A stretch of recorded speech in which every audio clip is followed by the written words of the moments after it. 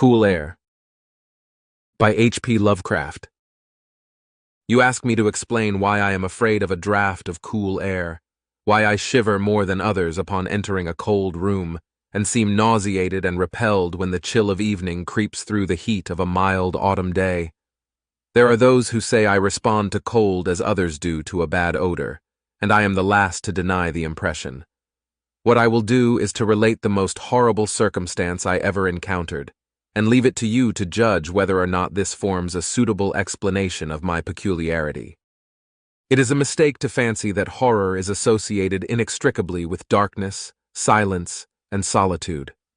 I found it in the glare of mid-afternoon, in the clangor of a metropolis, and in the teeming midst of a shabby and commonplace rooming house with a prosaic landlady and two stalwart men by my side.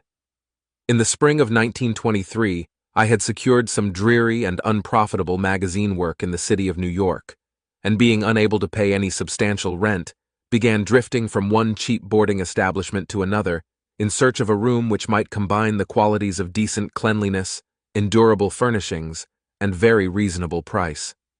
It soon developed that I had only a choice between different evils, but after a time I came upon a house in West 14th Street, which disgusted me much less than the others I had sampled.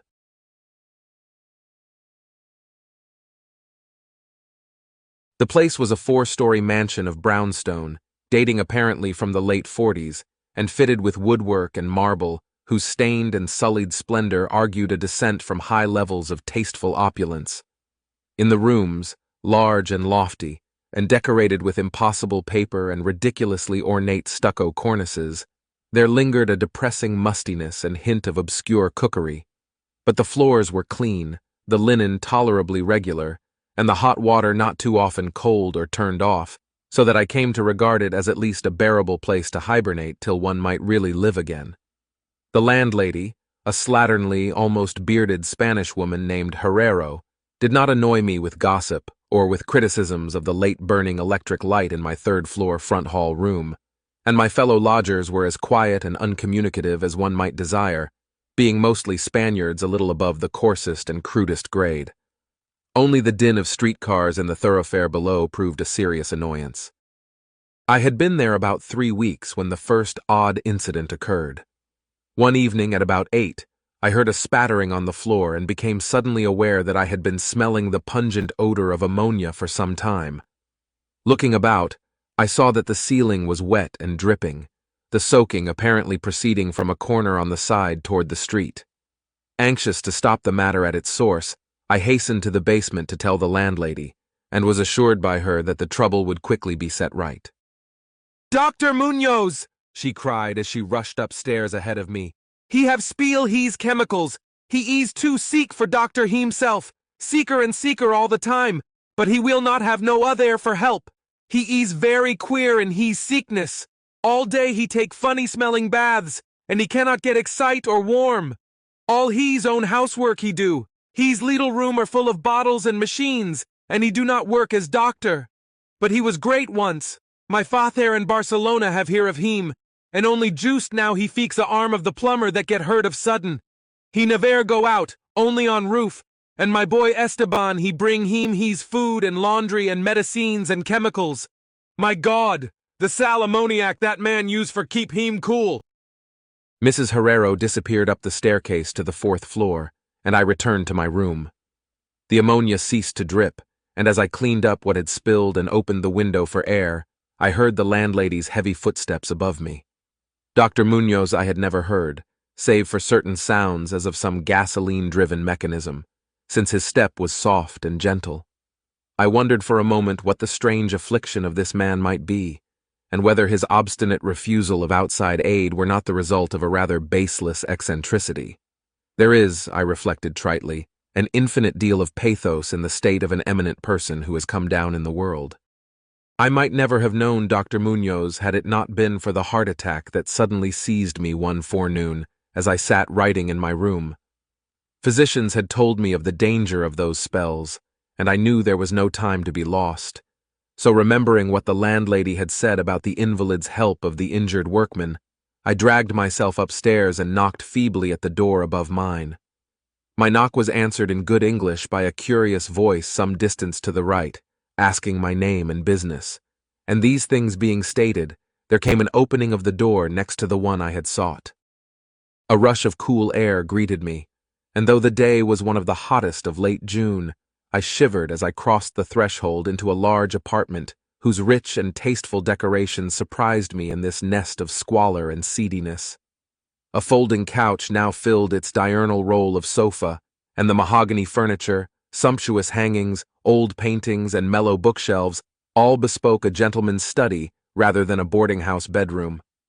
I now saw that the hall room above mine, the Lidl room of bottles and machines which Mrs. Herrero had mentioned, was merely the laboratory of the doctor, and that his main living quarters lay in the spacious adjoining room, whose convenient alcoves and large contiguous bathroom permitted him to hide all dressers and obtrusive utilitarian devices. Dr. Muñoz, most certainly, was a man of birth, cultivation, and discrimination. The figure before me was short, but exquisitely proportioned, and clad in somewhat formal dress of perfect cut and fit. A high-bred face of masterful though not arrogant expression was adorned by a short iron-gray full beard, and an old-fashioned pince-nez shielded the full dark eyes and surmounted an aquiline nose which gave a Moorish touch to a physiognomy otherwise dominantly Celtiberian. Thick, well-trimmed hair that argued the punctual calls of a barber was parted gracefully above a high forehead, and the whole picture was one of striking intelligence and superior blood and breeding. Nevertheless, as I saw Dr. Muñoz in that blast of cool air, I felt a repugnance which nothing in his aspect could justify. Only his lividly inclined complexion and coldness of touch could have afforded a physical basis for this feeling, and even these things should have been excusable considering the man's known invalidism. It might, too, have been the singular cold that alienated me, for such chilliness was abnormal on so hot a day, and the abnormal always excites aversion, distrust, and fear. But repugnance was soon forgotten in admiration, for the strange physician's extreme skill at once became manifest, despite the ice-coldness and shakiness of his bloodless-looking hands. He clearly understood my needs at a glance, and ministered to them with a master's deftness, the while reassuring me in a finely modulated though oddly hollow and timberless voice that he was the bitterest of sworn enemies to death, and had sunk his fortune and lost all his friends in a lifetime of bizarre experiment devoted to its bafflement and extirpation. Something of the benevolent fanatic seemed to reside in him, and he rambled on almost garrulously as he sounded my chest and mixed a suitable draught of drugs fetched from the smaller laboratory room. Evidently he found the society of a well-born man a rare novelty in this dingy environment, and was moved to unaccustomed speech as memories of better days surged over him. His voice, if queer, was at least soothing, and I could not even perceive that he breathed as the fluent sentences rolled urbanely out. He sought to distract my mind from my own seizure by speaking of his theories and experiments, and I remember his tactfully consoling me about my weak heart by insisting that will and consciousness are stronger than organic life itself, so that if a bodily frame be but originally healthy and carefully preserved, it may, through a scientific enhancement of these qualities, retain a kind of nervous animation, despite the most serious impairments, defects, or even absences in the battery of specific organs. He might, he half-jestingly said, some day teach me to live, or at least to possess some kind of conscious existence, without any heart at all. For his part, he was afflicted with a complication of maladies requiring a very exact regimen which included constant cold. Any marked rise in temperature might, if prolonged, affect him fatally, and the frigidity of his habitation, some 55 or 56 degrees Fahrenheit, was maintained by an absorption system of ammonia cooling, the gasoline engine of whose pumps I had often heard in my own room below. Relieved of my seizure in a marvelously short while, I left the shivery place a disciple and devotee of the gifted recluse. After that I paid him frequent overcoated calls, listening while he told of secret researches and almost ghastly results, and trembling a bit when I examined the unconventional and astonishingly ancient volumes on his shelves. I was eventually, I may add, almost cured of my disease for all time by his skillful ministrations. It seems that he did not scorn the incantations of the medievalists, since he believed these cryptic formulae to contain rare psychological stimuli which might conceivably have singular effects on the substance of a nervous system from which organic pulsations had fled. I was touched by his account of the aged Dr. Torres of Valencia, who had shared his earlier experiments and nursed him through the great illness of 18 years before, whence his present disorders proceeded. No sooner had the venerable practitioner saved his colleague than he himself succumbed to the grim enemy he had fought. Perhaps the strain had been too great, for Dr. Muñoz made it whisperingly clear, though not in detail, that the methods of healing had been most extraordinary, involving scenes and processes not welcomed by elderly and conservative Galens. As the weeks passed, I observed with regret that my new friend was indeed slowly but unmistakably losing ground physically, as Mrs. Herrero had suggested. The livid aspect of his countenance was intensified, his voice became more hollow and indistinct, his muscular motions were less perfectly coordinated, and his mind and will displayed less resilience and initiative. Of this sad change he seemed by no means unaware, and little by little his expression and conversation both took on a gruesome irony which restored in me something of the subtle repulsion I had originally felt. He developed strange caprices, acquiring a fondness for exotic spices and Egyptian incense, till his room smelled like the vault of a sepulchred pharaoh in the Valley of Kings. At the same time, his demands for cold air increased, and with my aid he amplified the ammonia piping of his room and modified the pumps and feed of his refrigerating machine till he could keep the temperature as low as 34 degrees or 40 degrees, and finally, even 28 degrees. The bathroom and laboratory, of course, being less chilled, in order that water might not freeze, and that chemical processes might not be impeded. The tenant adjoining him complained of the icy air from around the connecting door, so I helped him fit heavy hangings to obviate the difficulty. A kind of growing horror of outre and morbid caste seemed to possess him. He talked of death incessantly, but laughed hollowly when such things as burial or funeral arrangements were gently suggested. All in all, he became a disconcerting and even gruesome companion. Yet in my gratitude for his healing, I could not well abandon him to the strangers around him, and was careful to dust his room and attend to his needs each day, muffled in a heavy ulster which I bought especially for the purpose. I likewise did much of his shopping, and gasped in bafflement at some of the chemicals he ordered from druggists and laboratory supply houses. An increasing and unexplained atmosphere of panic seemed to rise around his apartment.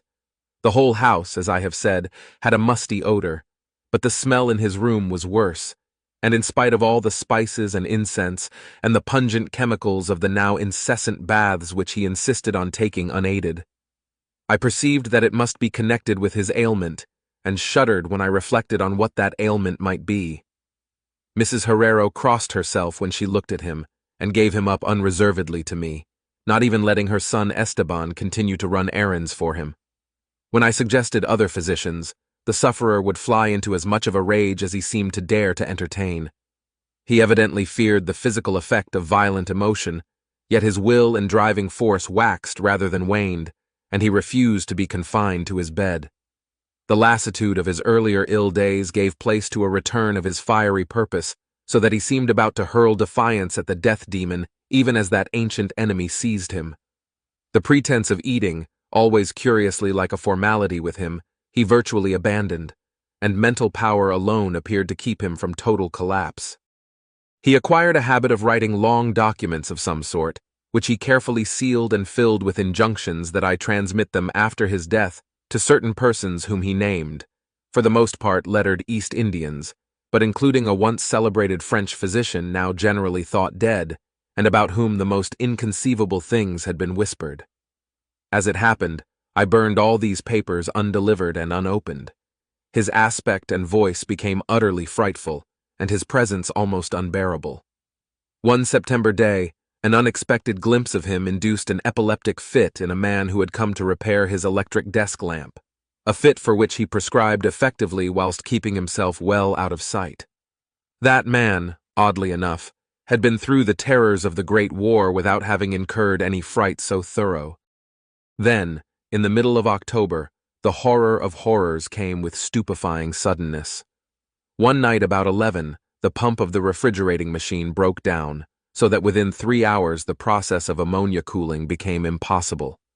Dr. Muñoz summoned me by thumping on the floor, and I worked desperately to repair the injury while my host cursed in a tone whose lifeless, rattling hollowness surpassed description. My amateur efforts, however, proved of no use, and when I had brought in a mechanic from a neighboring all-night garage, we learned that nothing could be done till morning, when a new piston would have to be obtained. The moribund hermit's rage and fear, swelling to grotesque proportions, seemed likely to shatter what remained of his failing physique, and once a spasm caused him to clap his hands to his eyes and rush into the bathroom. He groped his way out with face tightly bandaged, and I never saw his eyes again.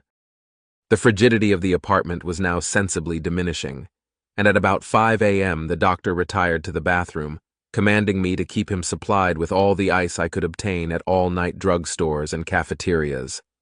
As I would return from my sometimes discouraging trips and lay my spoils before the closed bathroom door, I could hear a restless splashing within and a thick voice croaking out the order for more, more. At length a warm day broke, and the shops opened one by one. I asked Esteban either to help with the ice fetching whilst I obtained the pump piston, or to order the piston while I continued with the ice, but instructed by his mother, he absolutely refused. Finally, I hired a seedy-looking loafer whom I encountered on the corner of 8th Avenue to keep the patient supplied with ice from a little shop where I introduced him, and applied myself diligently to the task of finding a pump piston and engaging workmen competent to install it. The task seemed interminable, and I raged almost as violently as the hermit when I saw the hours slipping by in a breathless, foodless round of vain telephoning and a hectic quest from place to place, hither and thither by subway and surface car. About noon I encountered a suitable supply house far downtown, and at approximately 1:30 p.m. arrived at my boarding place with the necessary paraphernalia and 2 sturdy and intelligent mechanics. I had done all I could and hoped I was in time. Black terror, however, had preceded me. The house was in utter turmoil, and above the chatter of awed voices, I heard a man praying in a deep basso. Fiendish things were in the air, and lodgers told over the beads of their rosaries as they caught the odor from beneath the doctor's closed door. The lounger I had hired, it seems, had fled screaming and mad-eyed not long after his second delivery of ice, perhaps as a result of excessive curiosity. He could not, of course, have locked the door behind him, yet it was now fastened, presumably from the inside. There was no sound within save a nameless sort of slow, thick dripping. Briefly consulting with Mrs. Herrero and the workmen despite a fear that gnawed my inmost soul, I advised the breaking down of the door, but the landlady found a way to turn the key from the outside with some wire device. We had previously opened the doors of all the other rooms on that hall and flung all the windows to the very top. Now, noses protected by handkerchiefs, we tremblingly invaded the accursed south room, which blazed with the warm sun of early afternoon. A kind of dark, slimy trail led from the open bathroom door to the hall door, and thence to the desk, where a terrible little pool had accumulated. Something was scrawled there in pencil in an awful blind hand on a piece of paper hideously smeared as though by the very claws that traced the hurried last words. Then the trail led to the couch and ended unutterably. What was or had been on the couch I cannot and dare not say here. But this is what I shiveringly puzzled out on the stickily smeared paper before I drew a match and burned it to a crisp. What I puzzled out in terror as the landlady and 2 mechanics rushed frantically from that hellish place to babble their incoherent stories at the nearest police station.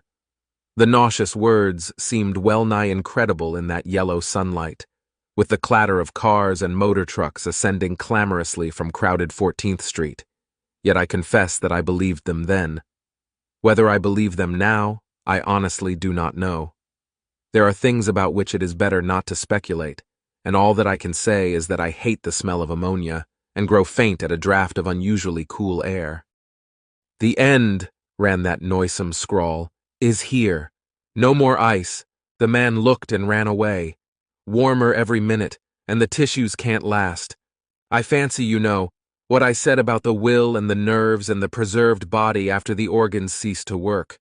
It was good theory, but couldn't keep up indefinitely. There was a gradual deterioration I had not foreseen. Dr. Torres knew, but the shock killed him. He couldn't stand what he had to do. He had to get me in a strange, dark place when he minded my letter and nursed me back. And the organs never would work again.